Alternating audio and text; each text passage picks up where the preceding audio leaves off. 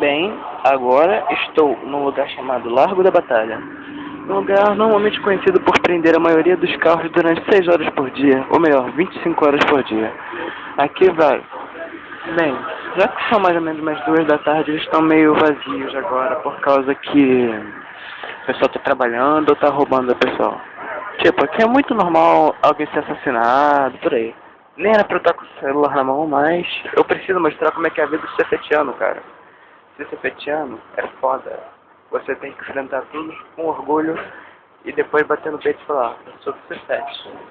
Agora, tô aqui de boa esperando o sinal abrir, sendo que ele já está aberto, mas o ônibus não anda.